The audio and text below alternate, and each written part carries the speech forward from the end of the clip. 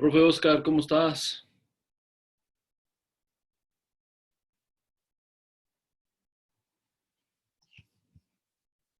Bien, están los micrófonos silenciados, ahorita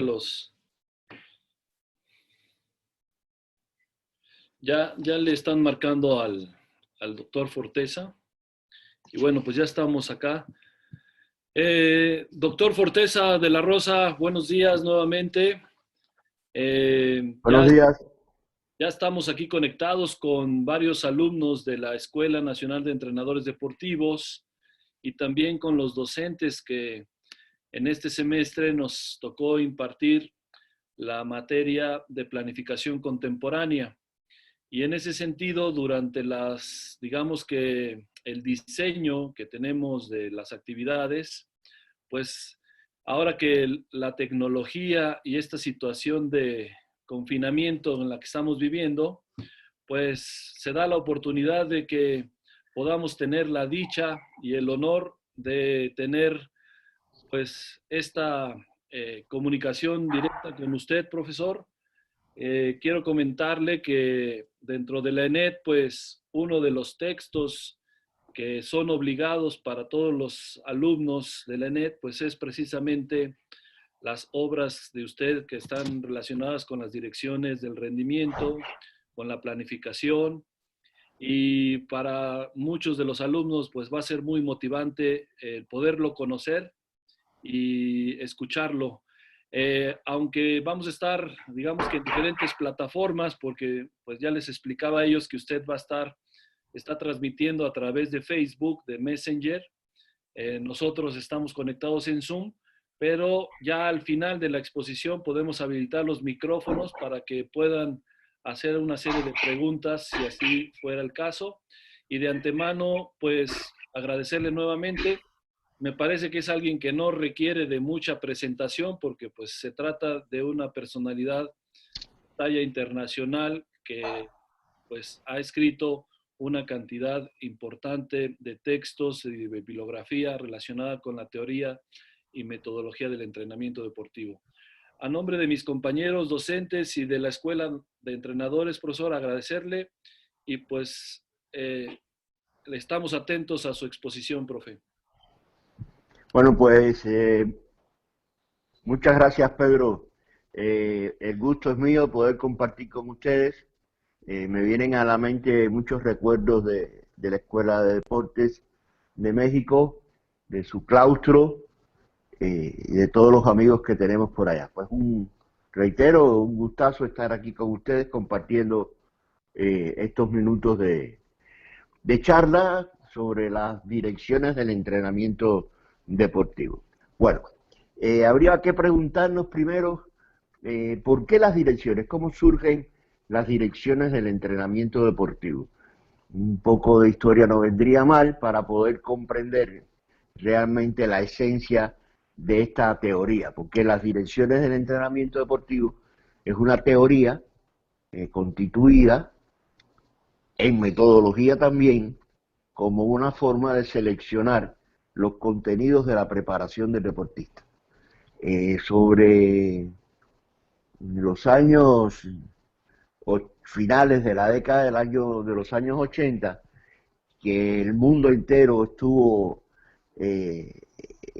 enfrascado en investigaciones sobre la planificación del entrenamiento deportivo, que después en el 2000 fue que se hizo una cumbre en España sobre los autores de diversas estructuras de la planificación, pero todo esto fue precedido por todas estas investigaciones de planificación y de aspectos estructurales de los planes de entrenamiento.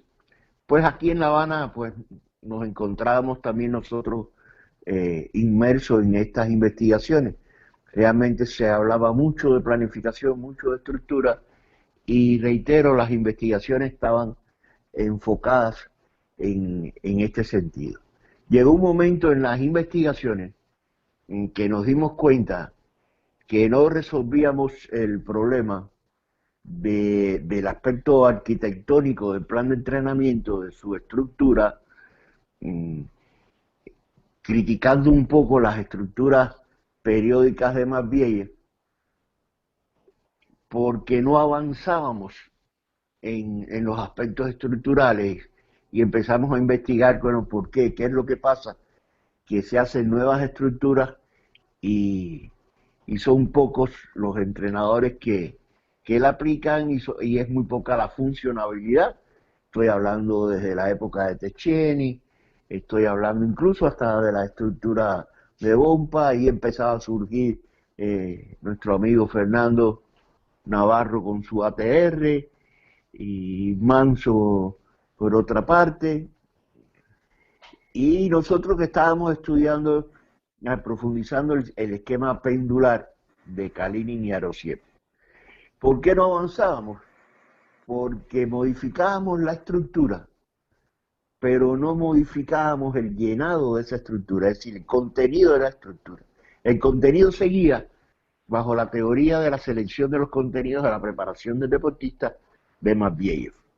Es decir, nos enfocábamos en llevar el contenido mediante la preparación física, técnica, táctica, psicológica y teórica, que son los 5 elementos de la preparación del deportista, a esa estructura. El contenido no variaba. Sin embargo, venía Verkhoshansky, Yuri Verkhoshansky, con unos estudios muy grandes sobre la carga de entrenamiento. A mi modo de ver, los mayores estudios que se hicieron a nivel mundial sobre carga de entrenamiento se le debe a Verkhoshansky, y los demás fueron aportes, pequeñas pinceladas, pero Verkhoshansky realmente asombró al mundo con estos contenidos. Sin embargo, seguíamos repitiendo, reitero, la preparación física, técnica y táctica fundamentalmente para llevarlo al plan de entrenamiento. Entonces, en una columna de la estructura del plan, teníamos estos 3 elementos fundamentales que se intentaban distribuir a lo largo de toda la planificación. Era puro diseño, era pura utopía, realmente no podíamos llegar a controlar las cargas de entrenamiento que el entrenador planificaba. ¿Por qué? Y ahí sacábamos nosotros un axioma, empezamos a sacar un axioma donde dice que un plan de entrenamiento es real en la medida en que sea susceptible a ser controlado. Y entonces pues empezamos a estudiar, a investigar formas de seleccionar los contenidos de la preparación. Y para eso seleccionamos muchos deportes, les recuerdo dentro de ellos el taekwondo, a través de ti, Pedro, a través de nuestro amigo el Gato, en paz descanse, que hizo una gran investigación también sobre el taekwondo y las direcciones de entrenamiento, y en el boxeo, sobre todo en los deportes de combate, se aplicó mucho estos estudios. Y investigando qué es lo que demandaba la preparación de estos deportes, incluso haciendo análisis factoriales y de correlación sobre el porciento de influencia de esos contenidos en el rendimiento del deportista. Y así empezamos a definir cómo habían deportes que, por ejemplo, la fuerza rápida era importante, otros la fuerza explosiva, otros la resistencia de la fuerza rápida, otros un poco la resistencia aeróbica anaeróbica, resistencia a lactácida, y así empezamos a fuerza máxima, y así empezamos a identificar, producto, resultados de investigación, influencias de capacidades en el rendimiento. Unido a esto la influencia técnica, la influencia táctica, la influencia de concentración, la influencia de distribución de la atención, es decir, factores psicológicos en el rendimiento. Y entonces dijimos, bueno, la preparación técnica, táctica y física son aspectos muy generales que se nos va el control de la preparación. Y entonces ahí sacamos el nombre de las direcciones del entrenamiento. Y dentro de las direcciones de entrenamiento, pues empezamos a definir cuáles eran las direcciones que influían de forma inmediata en el rendimiento y las que influían de forma mediata. Ahí también descubrimos, con una investigación que fue resultado de estudio doctoral de Pedro Roque, Peter Roque, entrenador de la selección nacional de boxeo en Cuba, hoy día entrenador en los Estados Unidos, que toda preparación, todo contenido de preparación ejerce una influencia especial en el organismo del deportista. A partir de los estudios de Behochanki de la carga, los estudios de adaptación biológica de Volko y de Parolo. Es decir, que para nosotros el principio de la unidad de la preparación general y especial llegó a ser una utopía también, llegó a dejar de ser tan efectivo como principio de entrenamiento, pues empezamos a decir que todo el contenido de entrenamiento era de influencia especial. Es decir, que todo el contenido era de preparación especial. Y entonces ahí sacábamos las direcciones determinantes, las que determinan el rendimiento, y las direcciones condicionantes, las que condicionan el entrenamiento. En un inicio decíamos direcciones generales y especiales, pero partiendo de que todo es especial, porque todo es el resultado de una adaptación al entrenamiento deportivo. Incluso las cargas de orientación más mediata, que son las cargas aeróbicas, la resistencia aeróbica la adquiere el deportista como resultado de la adaptación a una carga aeróbica que se le está dando. Eso para nosotros fue un avance muy importante en el estudio de las direcciones del entrenamiento. Y ahí continuamos, ya se estaban aplicando muchas las direcciones en la planificación, y llegamos a definir también un elemento que fue lo más sustancial en las direcciones, que las direcciones van a relacionar dos componentes importantes del entrenamiento, de la metodología del entrenamiento, que es la relación que existe entre método y carga. Si cuando uno define una dirección, digamos, la resistencia especial aláctica para el desarrollo de la velocidad como dirección funcional, ya esa dirección implica una carga y un método, es decir, un contenido de influencia orgánica y una forma para llevarle al deportista esa influencia orgánica. Eso definía la dirección. Y eso es lo que llevábamos al plan de entrenamiento. Es decir, que cuando se ponía entonces una dirección, esta que estamos hablando, resistencia anaeróbica galáctica, con influencia de la velocidad, porque hay dirección, influencia anaeróbica galáctica con influencia de la fuerza, llámese fuerza explosiva. Si son direcciones físico-motrices y direcciones funcionales. Hay muchas cosas dentro de las direcciones, dentro de la teoría de la dirección, que es muy bonito y muy juicioso estudiar en el entrenador. Una vez que se domina, el entrenador tiene un arsenal metodológico increíble para seleccionar los contenidos de la preparación. Y entonces al relacionar, como les venía diciendo, carga y método, pues esa relación de carga y método es lo que llevábamos a un plan operativo de entrenamiento deportivo. Y entonces eso lo podíamos controlar la carga y poder relacionar entonces, bueno, el rendimiento, ¿qué influencia tuvo del contenido de preparación? ¿Por qué? Porque teníamos muy bien definido en cada dirección el contenido de entrenamiento.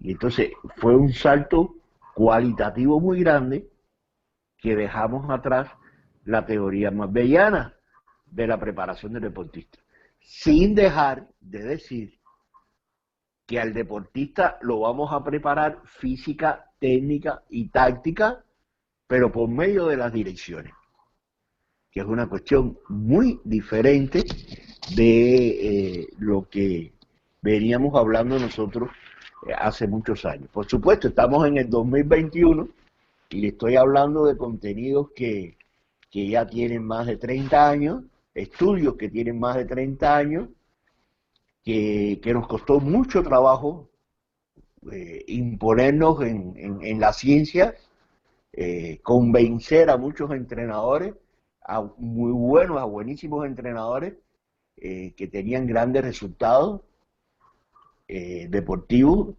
pero una vez que ellos llegaban a dominar esos contenidos metodológicos, pues se le hacía muy fácil y muy objetivo, sobre todo, el trabajo de la preparación del deportista. Entonces, cuando llevamos, que dimos ese salto en las direcciones del entrenamiento, definiendo las DDR, direcciones determinantes de rendimiento, y las DCR, las direcciones condicionantes, pues ya veíamos incluso hasta una orientación gráfica en el plan de entrenamiento, donde siempre las direcciones determinantes iban a tener un contenido de preparación superior a las direcciones condicionantes. ¿Por qué? Porque son las que definen el rendimiento deportivo.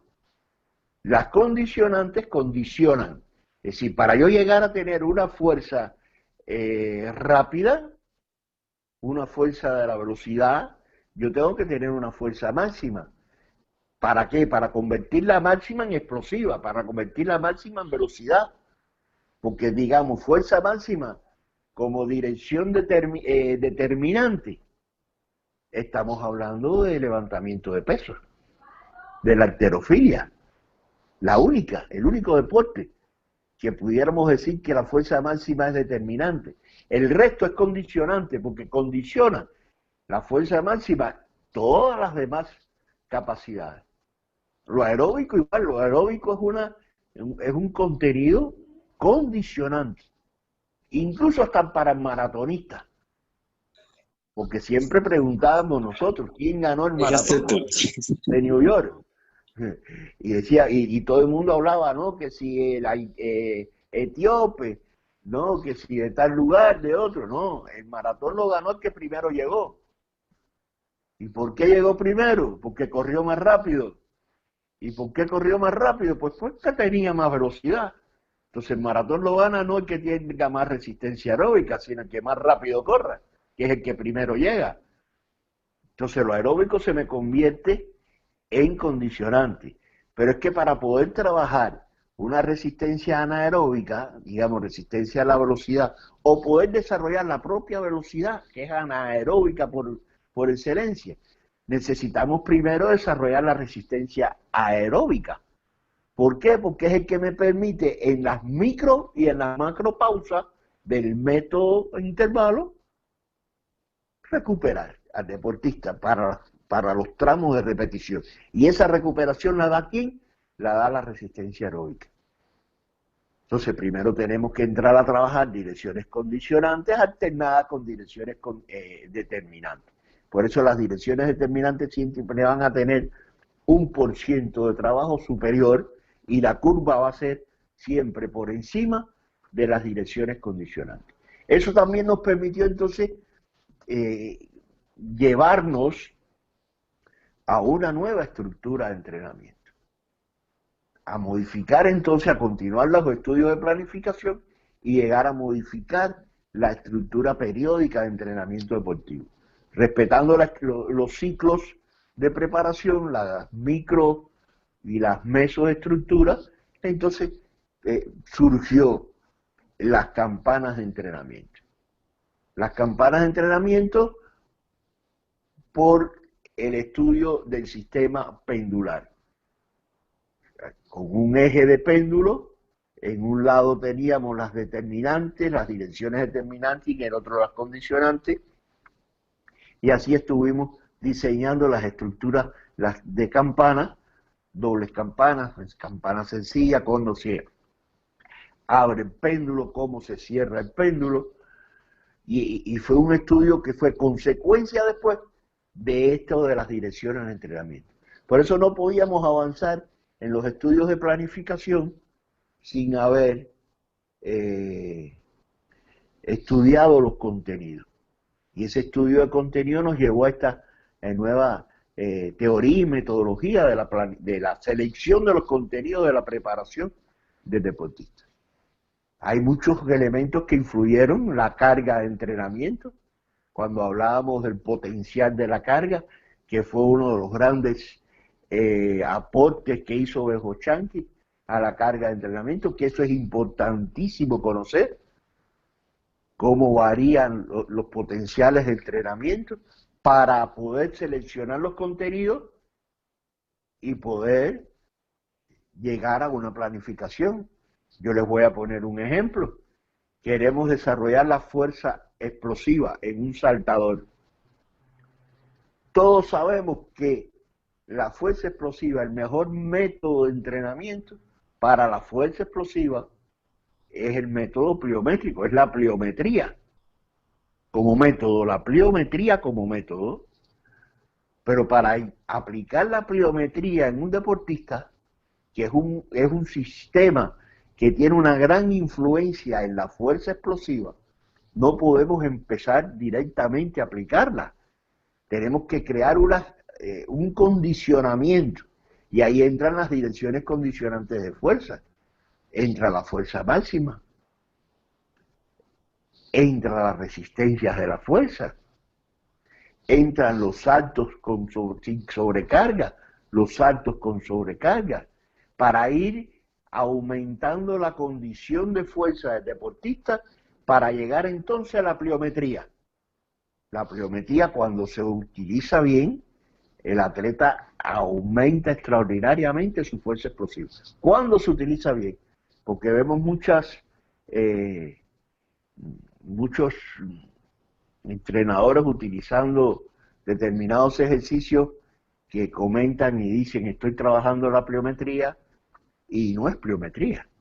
Son multisaltos, son ejercicios de coordinación, pero no es pliometría. Hay que ir a la esencia de lo que es pliometría, el método pliométrico, para realmente poderlo entender. Y así tenemos nosotros pues muchos ejemplos que nos llevan a la aplicación de las direcciones de entrenamiento y llevarlas después a un plan. No está condicionada las direcciones con el plan de campana.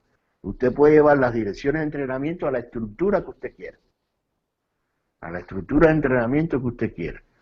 Incluso eso lo estuvimos conversando, recuerdo en Chile, Fernando Amador y yo.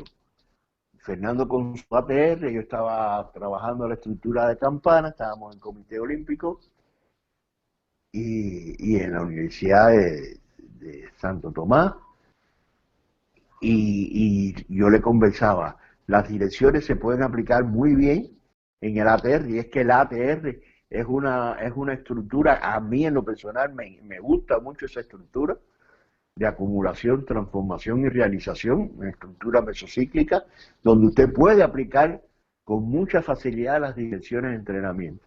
Es decir, todo esto se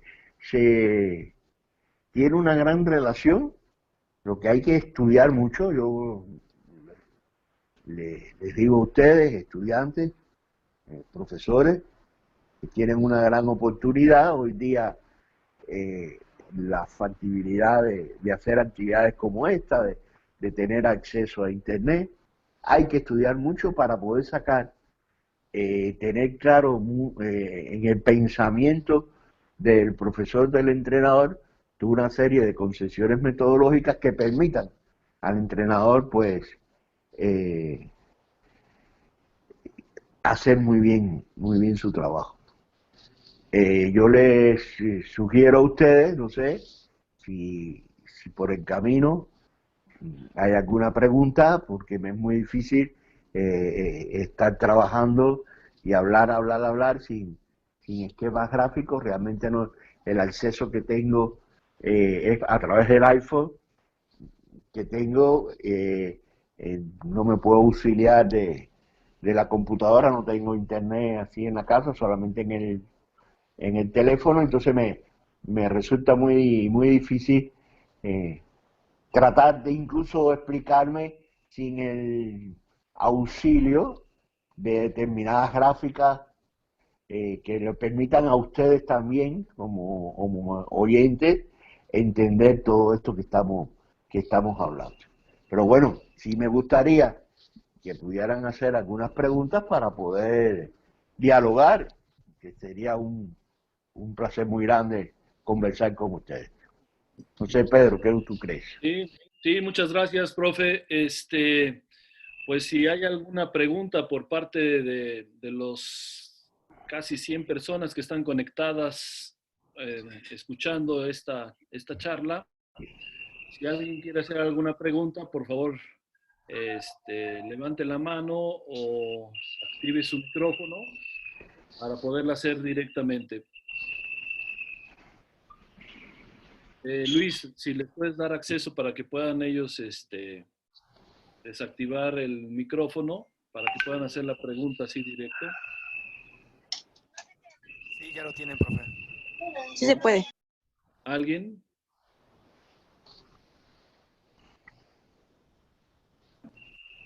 Sí, bueno, me presento, yo soy alumno de la Escuela Nacional de Entrenadores, mi nombre es Mario Jardines.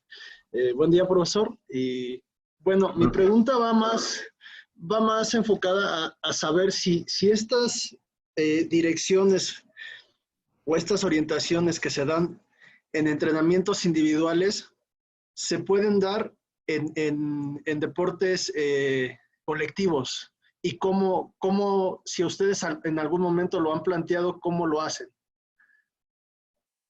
Claro, Boris, eso es una pregunta que siempre se sale a la palestra en todas las actividades académicas de metodología del entrenamiento, no solamente con las direcciones, sino con todos los aspectos metodológicos, lo colectivo y lo individual. Porque para nosotros, los investigadores, en un momento determinado, y lo reconozco, era mucho más factible investigar en los deportes individuales que en los colectivos. ¿Por qué? Porque todos sabemos que partimos de un principio de la adaptación biológica y cada uno responde a adaptaciones muy diferentes. Y las cargas es resultado de productos de adaptaciones. Hay muchas razones por las cuales trabajar, investigar lo individual es mejor. Yo creo que en lo colectivo, en el caso de las direcciones, sí pudiéramos aplicarlo, o sí se aplican, perdón. ¿Por qué? Porque cuando estamos hablando, por ejemplo, de fútbol, y eso lo hablábamos mucho en Brasil, cuando sacábamos las direcciones por misociclos y mesociclos, ¿qué sucedía? Que en el fútbol, aunque es un deporte, bueno, es un deporte colectivo, eh, hay áreas, hay áreas donde son más ofensivas que defensivas, las direcciones varían un poco, pero por ejemplo, sacábamos muy bien las direcciones determinantes. Dirección determinante en fútbol, si yo lo pregunto, todos me van a responder que es la resistencia de la velocidad, resistencia anaeróbica lactácida. Todos me van a responder al unísono, que es una dirección importantísima. La dirección de resistencia de la fuerza y de la fuerza explosiva, bien sea en tu accionar ofensivo o defensivo, usted va a tener esas direcciones, la coordinación, las habilidades, la habilidad como tal, el ritmo, el equilibrio, son aspectos importantísimos en el fútbol. No estamos hablando de gimnástica, estamos hablando de fútbol. Independiente de que es un juego deportivo, en la medida en que cada jugador, de cada deportista tenga desarrolladas estas direcciones, el equipo va a rendir más. Porque una acción táctica, que hablamos de acción técnico-táctica, está muy vinculado con lo físico y participan mínimo 3, 4 jugadores. y es una acción de conjunto, pero cada jugador tiene que manifestar un contenido de preparación. Entonces, llevamos en el plan las direcciones de forma genérica, definidas las direcciones de forma genérica, y ya son los preparadores en la cancha, según el accionar técnico-táctico, quien va a especificar muy bien la carga de entrenamiento que va a llevar cada uno. Es más complejo, pero sí se logra. Eso lo hemos trabajado nosotros en fútbol.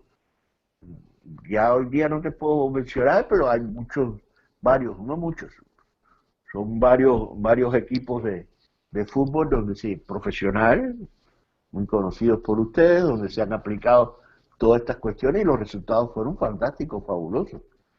Yo diría, por ejemplo, a mí se me ha hecho siempre muy difícil llevar las direcciones a la gimnástica, a los deportes de arte competitivo, por una razón, una razón. ¿Cuál? El arsenal técnico que tienen estos deportes. El volumen de actividad o de ejercicios técnicos que tienen los deportes de arte competitivo hace que crezca mucho el contenido de preparación en un plan. Eso es dificilísimo en la gimnástica. Sin embargo, se logra y se hace. Porque las direcciones te facilita el trabajo, te hace más específico, más concreto tu trabajo. No sé, Sergio, creo que entendí tu nombre, si estás satisfecho con la respuesta que te he dado o más o menos alguna orientación que te haya servido para aclararte un poco más. Sí, profesor, bueno, mi nombre es Mario. Y sí, sí, más o menos me aclaró. Eh, lo que pasa es de que también en el fútbol se dan otras capacidades determinantes y no solamente son las físicas, sino igual también, como lo menciona, son los aspectos técnicos, tácticos. Entonces, esa era más o menos esa cuestión, ¿no? ¿Cómo ustedes, si sí habían podido hacerlo? Me menciona que sí han tenido éxito, pero no sé si me podría ayudar con algún documento, algún estudio en el cual yo me pudiera basar para tener como esa ejemplificación de cómo llevaron a cabo esa planificación durante un macro o no sé cómo lo hayan planificado. Tendría que, sí, sí se han hecho. Por ejemplo, con el Fútbol Club de Envigado en Antioquia, eh, creo que hay un tren pasando por ahí, ¿no?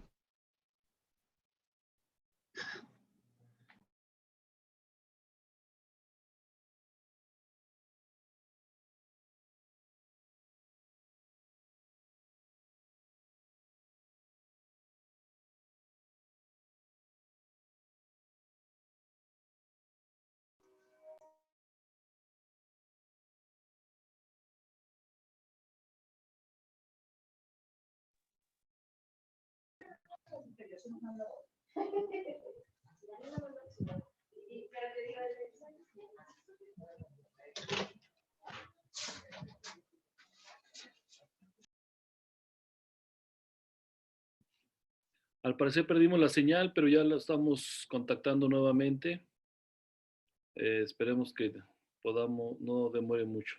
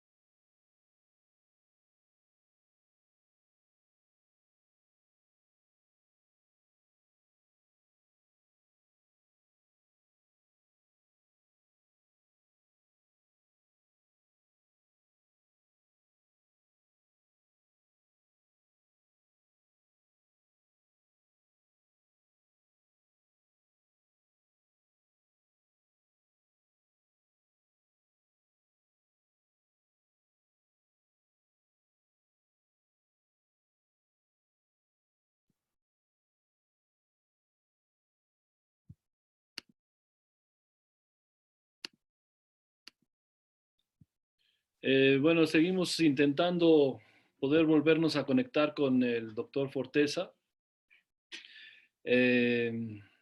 Bueno, sí sería importante, si podemos volver a tener la llamada. Allá se complica un poco por la cuestión de los datos, por la transmisión. Todavía, a pesar de que ya tienen internet, pues está muy limitado y a veces eso complica mucho el poder hacer una transmisión concretamente desde Cuba.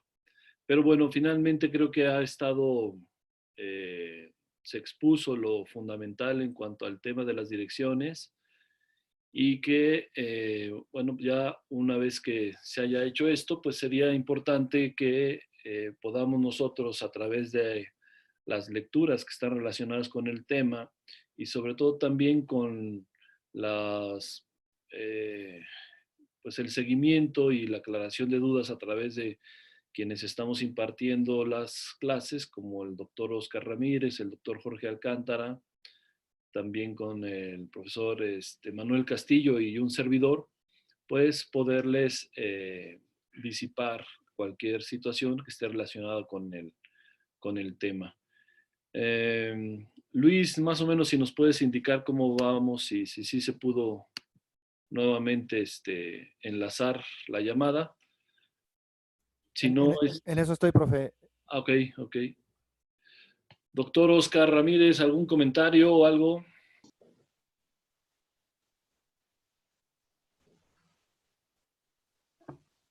¿Todo bien?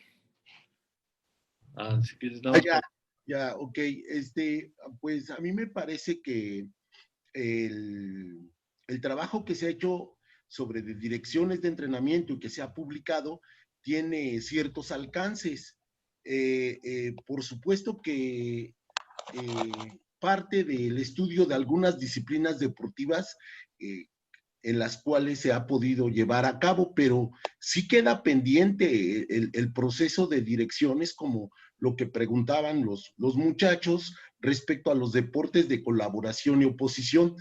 Y no solo en ellos, en otros también, en otras disciplinas deportivas, pero aquí es el reto, precisamente ya habiendo comprendido en qué consisten estas direcciones determinantes y condicionantes del rendimiento, tratar de identificarlas nosotros en cada uno de los deportes. No hay mucho escrito así como tal, pero ese es precisamente quizá la tarea a desarrollar por cada uno de nosotros en cuanto a las características de nuestro deporte. Ok. Sí,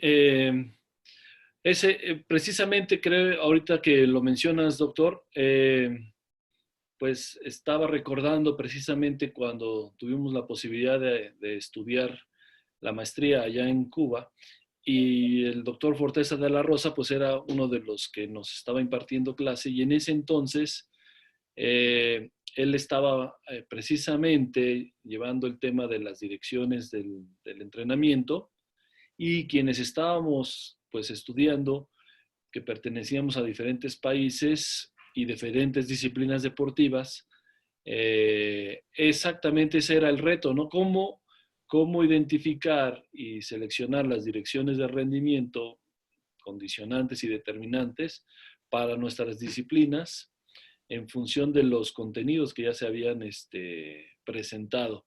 Y fue así precisamente como lo estaba mencionando al inicio el doctor Forteza, pues empezamos a desarrollar algunas, en este caso en el área de Taekwondo, que era la disciplina en donde estábamos nosotros participando, pero sí había, digamos que de diferentes deportes, por ejemplo, Pablo Moguel, también un compañero mexicano que estaba estudiando allá, hizo las direcciones en función de la gimnasia. Pero bueno, ya parece que ya volvimos a tener la comunicación. Doctor, muchas gracias. Qué bueno que ya está nuevamente. Estamos de nuevo. Perfecto. Bueno, estábamos refiriéndonos a la pregunta que nos había hecho Mario, y le ponía yo el ejemplo también de la gimnástica, que para nosotros era muy difícil por el arsenal técnico del volumen, de cantidad de ejercicios que había que llevar y de actividades que llevaba el plan. En el caso del fútbol, como preguntaba, sí hay muchos ejemplos. En el caso del Envigado, fue una tesis doctoral que los resultados fueron muy, muy buenos. Y en el caso de México, pues tenemos resultados con el Toluca en la época del profe Enrique Mesa, un gran estudioso del deporte, con su equipo de preparación, después en el Necaxa, en la época de Pasuilo y Arias. Así que hay una influencia muy grande y una aplicación muy seria en esto. Me estoy refiriendo al deporte profesional, ¿no? De fútbol. Ya a otros niveles más juveniles, escolares, pues la aplicación ha sido muy mayor, porque ya en estos deportes de élite hay que tener mucho cuidado, sobre todo en aquella época que se estaba estudiando las direcciones. Ya hoy día ya se conoce ya como una teoría muy, muy estudiada, muy comprobada, y hay mucha experiencia ya en estos deportes. No sé, otra pregunta o el propio compañero si continúa aún con su duda. No, Sí, profesor, muchas gracias. Muchas gracias. bueno. Gracias. ¿Alguien más tendrá alguna pregunta, algún comentario?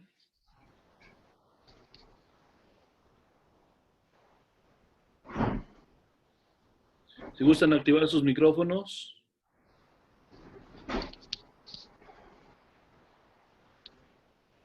Profesor, buenos días. Mi nombre es Aldo. Yo solo tengo una duda con respecto a lo que comentó, bueno, el comentario que hacía de la dirección en cuanto a la resistencia, por ejemplo, que lo puso en cuanto al maratón. Cuando se habla en ultradistancias, como podrían ser pruebas de 9 horas, de 8 horas, 10 horas, eh, ahí la determinante sigue sin ser, o sea, sí entiendo que gana el que cruza primero la línea, pero por la duración de la prueba, la determinante deja de ser la resistencia. Y si me puede explicar cómo se puede abordar esa parte de las direcciones en esa clase de pruebas, en cuanto a determinantes y condicionantes. Muy bien, Aldo. Me estás hablando de deporte extremo y me estás llevando al extremo. También en la pregunta, por supuesto. Recuerda una cosa. Vamos a la esencia de lo aeróbico. ¿Qué es lo que te permite lo aeróbico? Llegar. Con lo aeróbico se llega, pero gana el que primero llega. Y el que primero llega es porque corrió unos pasos más rápidos. Por supuesto, me llevaste al extremo, hablándome de un deporte extremo. Por supuesto que aquí la resistencia aeróbica es fundamental, pero estamos hablando de extremos. Yo recuerdo cuando introducimos el triatlón en Cuba, en La Habana. No se conocía el triatlón y lo trajimos de México, el triatlón, y empezamos a entrenar en el Instituto de Cultura Física y en otras instituciones. Cuando nosotros llevábamos los atletas nuestros al laboratorio de fisiología a hacer las clásicas pruebas de esfuerzo, las pruebas de capacidad de trabajo, los fisiólogos nos llamaban y nos decían, ¿qué están haciendo? ¿Qué están haciendo con estos atletas? Porque se quedaban asombrados con la capacidad física de trabajo que manifestaban. ¿Por qué? Porque en aquel momento se tenían ya el triatlón como un deporte extremo. Y estábamos hablando no triatlón completo, estábamos hablando de triatlón olímpico, es decir, un cuarto de triatlón. Pero no se conocían. Es un extremo de capacidad. Y en el caso de lo que tú me estás preguntando, pues yo te diría que sí, hay que llevar ahí lo aeróbico a lo máximo. A lo máximo porque es la duración Y eso es lo que busca lo aeróbico, la duración. Por eso decimos, con la aeróbica se llega, con lo anaeróbico se gana. Analiza tú entonces qué es lo que llevaría tus atletas. ¿Qué Entonces por ahí, por ciento de ejemplo, preparación requeriría para las 9 horas de trabajo deportivo y qué requeriría para el instante de ganar? Ahí hay por cientos de sí, influencia que tendrías que investigar.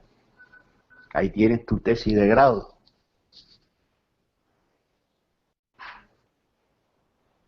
No sé, muchas algo. gracias, profe. Sí, sí me quedó claro. Sí, muchas gracias. Gracias. Gracias a ti. ¿Alguna otra pregunta que quieran plantear? ¿O algún comentario? ¿Qué tal? Buenos días. Mi nombre es Armando. Eh, Mi pregunta es en relación a lo que serían a los deportes de apreciación. Tengo por entendido que el entender las determinantes y las condicionantes, las determinantes básicamente me van a hacer ganar específicamente en mi deporte. Hablo de taekwondo, en lo que sería el área de PUMSE o de formas.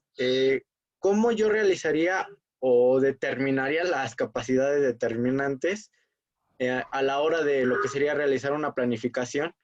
Puesto que lo más importante ahí, por ende, como es un deporte de apreciación, sería la técnica. Pero si ya hablamos de técnica, es un gran bagaje que se tendría que estudiar y segmentar. ¿Cómo lograría plantearlo de esa manera? Pues te respondo, tocayo. Mira, la técnica tiene sus componentes y sus factores, porque estamos hablando de técnica y no me la generalices. Si me lo generalizas, estás en la teoría mabdelliana, de Matveyev. Tú necesitas saber en la apreciación de la ejecución del movimiento cuáles son las capacidades que van a definir la exactitud del movimiento. Yo te diría así, sin mucho pensar, que el equilibrio, el ritmo, la fluidez, la coordinación, la anticipación, la diferenciación. Fíjate cuántas manifestaciones de coordinación requieres para la calidad de una ejecución, que es lo que te da el rendimiento. Si el rendimiento está dado por la calidad de la ejecución, y tú piensas, no, la técnica es muy generalizado. La técnica tú tienes que decir de qué depende la técnica. Entonces, el equilibrio es un aspecto importantísimo. ¿Cómo lo desarrollo? Y aquí te pongo un paréntesis: para desarrollar el equilibrio necesitas desequilibrio como método. El ritmo de ejecución, la fluidez. Hay muchas cuestiones: coordinación, percepción, anticipación. Hay muchas cuestiones de la calidad técnica. Hay resistencia somática, que es importante también, que se habla muy poco de la resistencia somática, por la contracción estática del movimiento.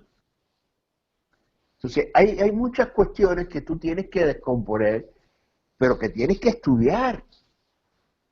Esto es un proceso de constante estudio. No, tú no puedes copiar lo que yo te diga. Yo te oriento al estudio, te oriento a lo que tú tienes que investigar para poder tú sacar qué es lo que me define mi atleta. La flexibilidad en un movimiento, la amplitud articular, son condiciones, fíjate, que no te hablo de técnica, pero todo eso al final resume la técnica. Resume la técnica. Hay unos que se caracterizan más que otros. pero al final los jueces son los que van a dar una opinión en función de la calidad de la ejecución del ejercicio. Y tú tienes que definirte como entrenador de qué depende eso. No me puedes poner solo la palabra técnica, me la tienes que descomponer. En eso son las direcciones. Igual que la preparación física, tú no puedes poner preparación física. No, tú tienes que descomponer la preparación física. Esas son las direcciones del entrenamiento. Si entendieron eso, entendieron la teoría de las direcciones. Listo. Ok, muchas gracias. A usted. Muy bien, ¿algún otro comentario, pregunta? Yo, profesor. Sí, adelante. Hola, mi nombre es Oscar Medina. Yo soy del específico de Taekwondo.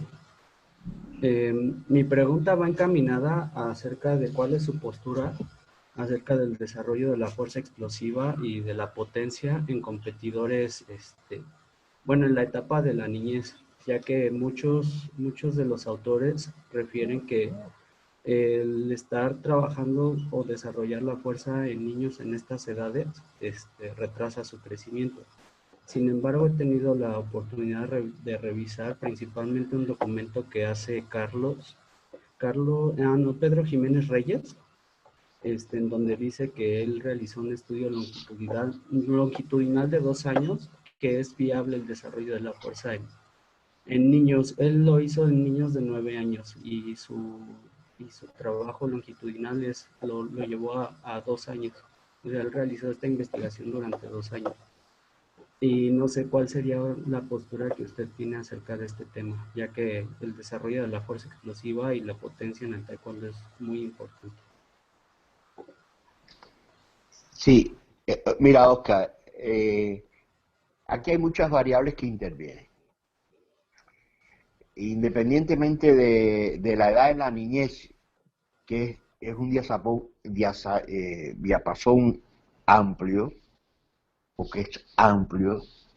Incluso he visto en México niños muy pequeñitos trabajando taekwondo y en lo personal no lo comparto, muy pequeñitos en lo personal. Yo no estoy diciendo que es malo o es bueno, en lo personal no lo comparto.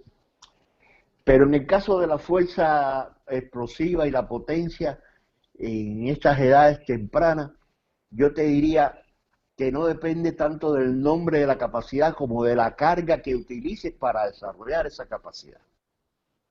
Por ejemplo, sabemos que para la fuerza explosiva lo más importante es la pliometría. Te diría, no absolutamente utilizarla en esas edades. Por una razón, la pliometría es un esfuerzo muy fuerte, muy brusco, muy grande, demanda de mucha fuerza en el organismo. Son dos contracciones diferentes, instantáneas, miométrico, pliométrico, dos contracciones que se cambian, dos contracciones musculares que cambian instantáneamente su régimen muscular y que requiere de una base anterior condicionante, que el niño no la tiene, ni una estructura articular para aguantarlo tampoco. Entonces te diría, con pliometría no lo puedes desarrollar.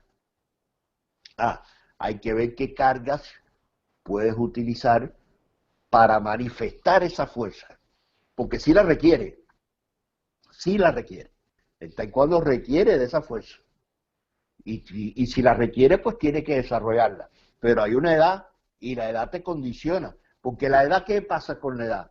Es el condicionamiento que tiene el atleta, el niño. Él no está desarrollado físicamente, le falta mucho. Y entonces tú no puedes buscar una aceleración en el desarrollo porque además traumatizas a ese muchacho. Lo traumatiza, hay un desgarramiento articular, desgarramiento muscular, y realmente no debe ser. Hay más para trabajar la técnica, pero si hay esfuerzos que requieren de explosividad y de potencia, hay que desarrollarla, pero ojo con el método, ojo con la carga que se va a trabajar. Así que no te estoy diciendo ni sí ni no, sino solamente ojo con la carga que vas a trabajar. Pero si el deporte te lo requiere, tienes que desarrollarla. Pero ojo con la carga. Oscar, no sé si me expliqué bien. Sí, sí, sí, sí, y en este sentido que usted me dice de la selección del método, ¿cuál es el que usted me recomendaría para desarrollarlo? ¿Cómo es? Perdón, que no te escuché bien. No te escuché Este, bien, Oscar. ¿Me escucha bien? Ahora sí. Ok, en este sentido que usted me dice que la pliometría no sería un método viable para el desarrollo en estas edades, ¿cuál sería el que usted me recomienda? Ejercicios de explosividad que no requieran cambios en la contracción del músculo, del régimen de contracción muscular. El músculo tiene diferentes régimen de contracción muscular, pliométrico, miométrico, isotónico. Entonces, tú tienes que buscar ejercicios donde no se crucen, donde no se cambien instantáneamente esos regímenes de actividad muscular. Que sean bien pliométricos, bien miométricos, pero no cambios instantáneos. ¿Qué es la pliometría? La pliometría es cambio instantáneo de régimen del pliométrico del pliométrico al biométrico. Es un cambio instantáneo, le llaman fuerza de choque, el muelleo. Eso no lo debes hacer. Y con sobrecarga mucho menos. Si en estas edades tempranas, evitarte la sobrecarga, evitarla por completo. Y recuerda que los ejercicios los crea el entrenador. Buscar todos los ejercicios también que te puedan facilitar un poco de potencia, no desarrollarla al máximo, no tienes por qué desarrollarla al máximo, porque te digo, vas a traumatizar a los muchachos. Ok, muchas gracias. Listo. Muy bien, pues si existe alguna otra pregunta más, adelante, sino para ir concluyendo este pues, conversatorio con el doctor Forteza. Yo tengo una más. Buenas tardes. Soy Mario Figueroa.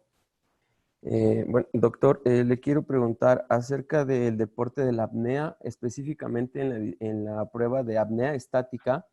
¿Cómo definiría ahí las direcciones determinantes y las condicionantes? Bueno, aquí hay en el caso de la apnea estática, hay muy poco volumen de ejercicio. Ahí tú tienes que tener como base importante la resistencia aeróbica. Eso es importantísimo. Porque ahí es soportar una condición, es decir, soportar la apnea. Mientras más tiempo tenga de soportarla, entonces evitar, a ver cómo te puedo explicar, porque son actividades físicas, no requiere, necesitas un poco la fuerza, pero sobre todo la apnea va a depender de la cantidad de ATP que menos pueda utilizar el organismo. Es decir, tú estás en apnea, estás utilizando un ATP, pero no liberando cantidades de ATP.